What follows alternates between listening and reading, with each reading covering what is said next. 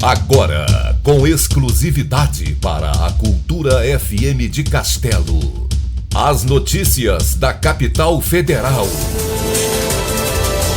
Brasília. Chamando. Bom dia, sou José Carlos Gambarini e estes são os destaques de hoje. O vazamento das conversas de Sérgio Moro que abalam o Brasil. O país descobre que seu herói não foi imparcial na Lava Jato, que arquitetou com procuradores a condenação de Lula para deixar a corrida eleitoral livre para Bolsonaro. Você vai saber tudo agora.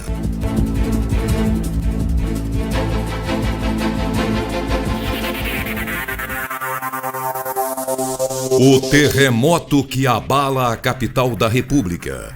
Trago hoje 3 experientes jornalistas que vão informar e analisar a descoberta do site Intercept Brasil. São eles Juliana Schreider, da BBC de Londres, Alexandre Garcia e Josias de Souza. Primeiro, minha colega da rádio inglesa BBC, Juliana Schreider, faz um resumo do que já se descobriu. O site Intercept Brasil divulgou na noite de domingo uma série de conversas privadas que teriam ocorrido entre 2015 e 2018, envolvendo o hoje ministro da Justiça Sérgio Moro, quando ele ainda era juiz dos casos da Lava Jato, e procuradores da força-tarefa da operação. Afinal, o que isso representa para o futuro da Lava Jato? O que isso pode significar concretamente para as decisões que Moro tomou quando era juiz? É o que disse a força-tarefa da Operação Lava Jato em nota, disse que os procuradores foram alvo de hackers que teriam, então, invadido o aparelho celular de vários procuradores. Pelo que se divulgou até agora, parece que o aparelho que teria sido a origem dessas conversas é o do procurador que coordena a Operação Lava Jato, Deltan Dallagnol, porque todas as conversas divulgadas até agora giram em torno dele. São conversas entre ele e o Sérgio Moro e entre ele e outros procuradores da Operação Lava Jato. E qual pode ser o impacto dessas revelações, né? O que vai ser importante esclarecer é se o juiz Sérgio Moro foi ou não parcial ao conduzir a Operação Lava Jato. Caso se comprovem a veracidade dessas conversas, elas indicam que Sérgio Moro teria orientado, trocado mensagens aí discutindo a condução dos processos da Lava Jato com Deltan Dallagnol. E aí a grande questão é que há um artigo do Código de Processo Penal que diz que um juiz será considerado suspeito se ele orientar, aconselhar qualquer uma das partes. Então essa é a grande questão que se levantou a partir da revelação dessas conversas e eu conversei com alguns juristas sobre isso. Alguns consideram que, se de fato se comprovar a veracidade desses diálogos, eles podem sim levar à anulação de condenações, de decisões de Sérgio Moro, a partir do momento que ele seria considerado suspeito. Isso poderia anular processos, levar a estaca zero processos da Operação Lava Jato, botando em liberdade pessoas condenadas, não porque elas seriam consideradas inocentes, mas porque o processo seria considerado viciado e ilegal. Mas outros juristas também contestam isso e não veem nada de comprometedor nos diálogos. Isso é o que o próprio Sérgio Moro declarou hoje também. Ele estava em evento em Manaus e disse que as conversas não mostram nenhuma orientação por parte dele. Ele disse também que não tem como confirmar o teor das conversas, que são conversas antigas que ele não tem mais no seu celular, né? Os procuradores da Lava Jato também disseram que, embora não tenham negado o teor que as conversas sejam verdadeiras, né? Eles dizem que elas podem estar distorcidas, tiradas de contextos e sendo usadas para fake news. Bom, eu conversei com alguns juristas e o jurista Modesto Carvalhosa, né, que é um entusiasta da Operação Lava Jato, por exemplo, ele disse que leu todos os diálogos e que não vê nada que comprometa o juiz Sérgio Moro, ele também não vê nada que comprometa. Já outros juristas, como a professora de Direito Constitucional da Universidade Federal do Paraná, Stefânia Barbosa, com quem eu conversei, diz que não, que a Constituição determina que o Ministério Público deve exclusivamente, né, sem contato com o juiz, conduzir a ação penal, estabelecer a ação penal, e não pode haver esse tipo de interação entre o Ministério Público e o juiz do caso, né?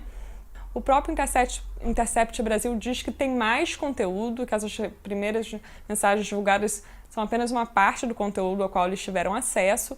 Eles dizem que tem vídeos, áudios, então não se sabe ainda o que mais poderá vir à tona. Por enquanto são apenas mensagens envolvendo a Operação Lava Jato em Curitiba, né? São procuradores que atuam em Curitiba e o juiz Sérgio Moro. Mas caso se confirme o teor, os juristas com quem eu conversei, muitos deles veem o enfraquecimento da possibilidade de Sérgio Moro entrar no Supremo Tribunal Federal, até porque não basta apenas uma indicação do presidente, né? Os indicados ao Supremo têm que passar por uma sabatina, passar pelo crivo no Senado, então metade do Senado tem que aprovar essa indicação, e se for comprovado que Sérgio Moro não agiu com imparcialidade, isso macularia aí o seu currículo jurídico e tornaria mais difícil que ele entre no Supremo Tribunal Federal. Obrigado, Juliana Schreider, correspondente da Rádio BBC de Londres, aqui em Brasília. Meu colega Alexandre Garcia, íntimo dos ouvintes da Cultura FM de Castelo. Alexandre Garcia, qual é a gravidade do que já foi revelado pelo site Intercept Brasil? Queria primeiro dizer que ontem à noite eu já tinha isso, mas não quis divulgar porque eu não queria ser cúmplice de um crime, né? Eu fiquei preocupado porque era a divulgação de uma violação de um direito constitucional brasileiro, que é a privacidade na comunicação pessoal, com o agravante de que era uma violação dentro do judiciário brasileiro, né? E por uma empresa estrangeira, com pessoas estrangeiras, era muito grave. Então eu não quis entrar nessa, agora eu vou entrar porque já saiu nos jornais, agora é explicar o que foi que aconteceu, por que aconteceu, quais são as consequências, né? Eu estou cansado de ver em tribunais os juízes conversando sigilosamente ali baixinho para ninguém escutar o que estão conversando, com a promotoria ou com a defesa, porque isso é normal, são acertos de rumos. Agora, nesse caso específico de Sérgio Moro presidia, né, uma vara federal de combate à corrupção. Estava conduzindo isso. Imagina se isso fosse crime. Mas crime é o que se praticou, os corruptos. Então, não há nada de extraordinário. Depois eu vi o ex-presidente Fernando Henrique Cardoso dizer a mesma coisa. Estão fazendo tempestade em copo d'água. Disse, está tudo normal, né? A justiça vai ter que investigar e vai acabar investigando de onde é que veio esse vazamento. A quem interessa? Interessa ao corrupto, né?